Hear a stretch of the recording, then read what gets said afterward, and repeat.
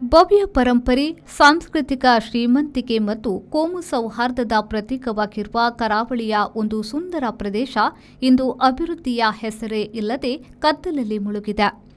ದಶಕಗಳಿಂದಲೂ ಇಲ್ಲಿನ ಜನರ ಆಶೋತ್ತರಗಳು ಜನಪ್ರತಿನಿಧಿಗಳ ನಿರ್ಲಕ್ಷ್ಯದ ಸುಳಿಯಲ್ಲಿ ಸಿಲುಕಿ ನಲುಗುತ್ತಿವೆ. ಹೌದು, ನಾವು ಹೇಳ್ತಾ ಇರೋದು ಇತಿಹಾಸದ ಹೆಜ್ಜೆಯನ್ನಿಟ್ಟ ಬಂಗ್ರ ಮಂಜೇಶ್ವರದ ಬಗ್ಗೆ.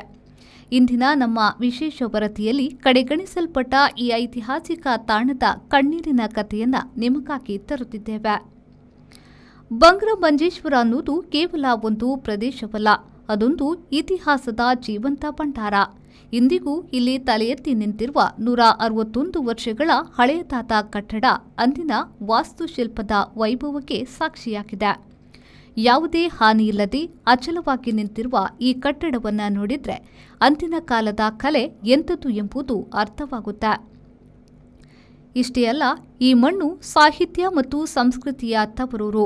ಕನ್ನಡದ ಪ್ರಪ್ರಥಮ ರಾಷ್ಟ್ರಕವಿ ಗೋವಿಂದ ಪೈಯವರ ನಿವಾಸ, ಐತಿಹಾಸಿಕ ಶ್ರೀಮದ್ ಅನಂತೇಶ್ವರ ದೇವಸ್ಥಾನ ಹಾಗೂ ಕೀರ್ತೀಶ್ವರ ದೇವಸ್ಥಾನಗಳು ಇಲ್ಲಿನ ಸಾಂಸ್ಕೃತಿಕ ಮಹತ್ವವನ್ನು ಇಡೀ ಜಗತ್ತಿಗೆ ಸಾರುತ್ತಿವೆ.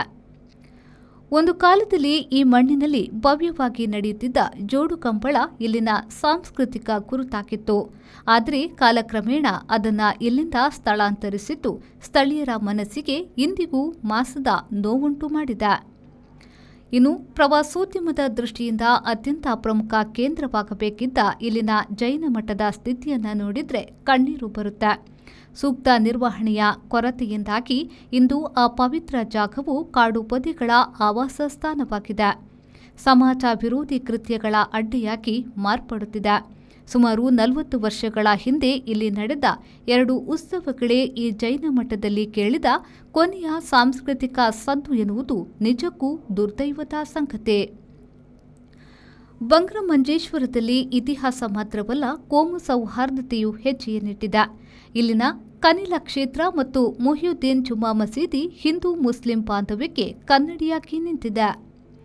ಇನ್ನು ಇಲ್ಲಿನ ಜನರ ಮತ್ತೊಂದು ದೊಡ್ಡ ಕನಸೆಂದರೆ ಅದು ಕಾರ್ಡಿಯಾರ್ ದ್ವೀಪ. ಪ್ರಕೃತಿಯ ಮಡಿಲಲ್ಲಿರುವ ಈ ಸುಂದರ ದ್ವೀಪವನ್ನು ಒಂದು ಪ್ರವಾಸಿ ಪಾರ್ಕ್ ಆಗಿ ಅಭಿವೃದ್ಧಿಪಡಿಸಬೇಕು ಅನ್ನೋದು ಸ್ಥಳೀಯರ ಹಲವು ವರ್ಷಗಳ ಬೇಡಿಕೆ. ಸ್ಥಳೀಯ ಆಡಳಿತಕ್ಕೆ 10 ಬಾರಿ ಮನವಿ ಸಲ್ಲಿಸಿದ್ರೂ ಆಡಳಿತ ವರ್ಗದವರು ಕಣ್ಣು ಮುಚ್ಚಿ ಕುಳಿತಿದ್ದಾರೆ. ಪರಿಣಾಮವಾಗಿ ಈ ಸುಂದರ ದ್ವೀಪ ಇಂದಿಗೂ ಅಭಿವೃದ್ಧಿಯಿಂದ ವಂಚಿತವಾಗಿದೆ. ನಮ್ಮ ಪೂರ್ವಜರು ನಮಗೆ ಉಳಿಸಿಕೊಟ್ಟ ಈ ಐತಿಹಾಸಿಕ ಪರಂಪರೆಯನ್ನು ಮುಂದಿನ ಪೀಳಿಗೆಗೆ ಹಸ್ತಾಂತರಿಸಲು ನಾವು ಬಯಸುತ್ತೇವೆ. ಆದರೆ ವ್ಯವಸ್ಥೆ ನಮ್ಮನ್ನು ಕಡೆಗಣಿಸುತ್ತಿದೆ ಎಂಬುದು ಇಲ್ಲಿನ ಯುವಕ ಯುವತಿಯರ ಆಕ್ರೋಶ ಮತ್ತು ಅಳಲು. ಬಂಗ್ರ ಮಂಜೇಶ್ವರದ ಅಭಿವೃದ್ಧಿ ಕೇವಲ ಚುನಾವಣೆಗಳ ಭರವಸೆಯಾಗಿಯೇ ಉಳಿದಿದೆ. ಇತಿಹಾಸ ಮತ್ತು ಪ್ರಸ್ತುತತೆಯ ಸಂಗಮವಾಗಿರುವ ಬಂಗ್ರ ಮಂಜೇಶ್ವರದ ಅಭಿವೃದ್ಧಿಗೆ ಜನಪ್ರತಿನಿಧಿಗಳು ಇನ್ನು ಮುಂದಾದರೂ ಕಣ್ಣು ತೆರೆದು ಸ್ಪಂದಿಸುತ್ತಾರೆಯೇ? ಈ ಹೆಮ್ಮೆಯ ಕರಾವಳಿಯ ಇತಿಹಾಸ ಪುಟಗಳಿಂದ ಕಣ್ಮರೆಯಾಗುವ ಮುನ್ನ ಸರ್ಕಾರ ಎಚ್ಚೆತ್ತುಕೊಳ್ಳಲಿದೆಯೇ ಕಾದು ನೋಡಬೇಕಿದೆ. ಇಂತಹ ಮತ್ತಷ್ಟು ಮಾಹಿತಿಗಳಿಗಾಗಿ ನಮ್ಮ ಚಾನೆಲ್ ಅನ್ನು ಈಗಾಗಲೇ ಸಬ್ಸ್ಕ್ರೈಬ್ ಮಾಡಿ.